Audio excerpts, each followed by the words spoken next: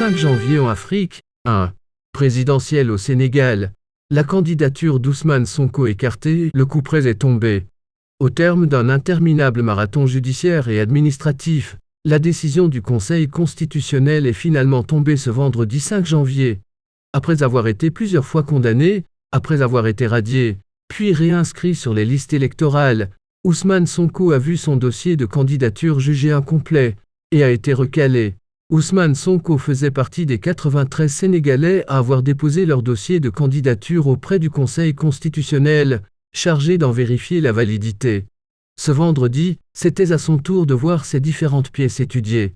2. Niger. L'ancien ministre Ibrahim Yakuba arrêté à Niamey, l'ancien ministre de l'énergie de Mohamed Bazoum, en exil depuis le coup d'État de juillet 2023, a été interpellé dans la capitale nigérienne ce jeudi 4 janvier. Réfugié à l'étranger et passé par la Côte d'Ivoire depuis le coup d'État du 26 juillet 2023 qui a renversé Mohamed Bazoum, dont il était le ministre de l'énergie, le patron du mouvement patriotique nigérien MPN, avait prévu d'effectuer son retour à Niamey.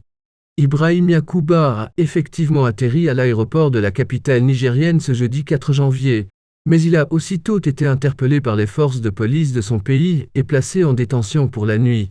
Ce vendredi 5 janvier dans la matinée, il a été transféré à la prison civile de Niamey, selon une information confirmée par plusieurs membres du Parti nigérien pour la démocratie et le socialisme.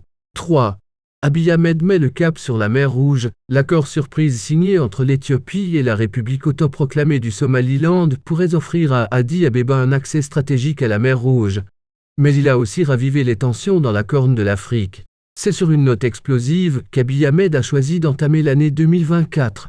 Ce 1er janvier, le Premier ministre éthiopien a signé avec le président du Somaliland, Musbi Abdi, un mémorandum d'entente, MOU, qui octroie à l'Éthiopie enclavée un très stratégique accès à la mer Rouge.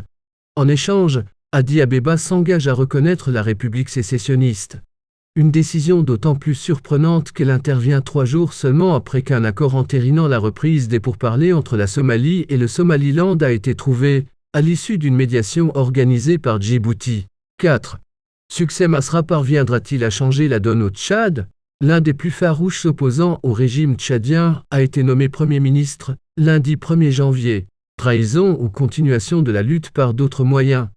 La nomination de Succès Masra au poste de Premier ministre du Tchad, sans être une surprise, interroge sur les motivations de l'intéressé. Que compte-t-il obtenir à ce poste? Quelle est sa stratégie à long terme? Autant de questions qui se posent également quant à la décision de Mahama Idriss Déby Itno.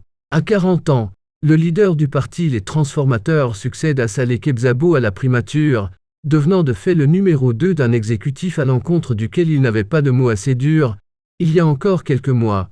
Considéré comme l'un des plus farouches opposants au régime, il avait pris le chemin de l'exil au lendemain du jeudi noir du 20 octobre 2022. 5.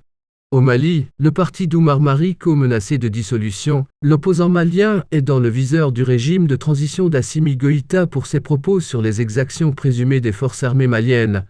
En exil depuis le mois de mai, il est déjà sous le coup de plusieurs procédures ouvertes par la justice de son pays. Le bras de fer n'en finit pas entre l'opposant Oumar Mariko et la junte d'Assimi Goïta.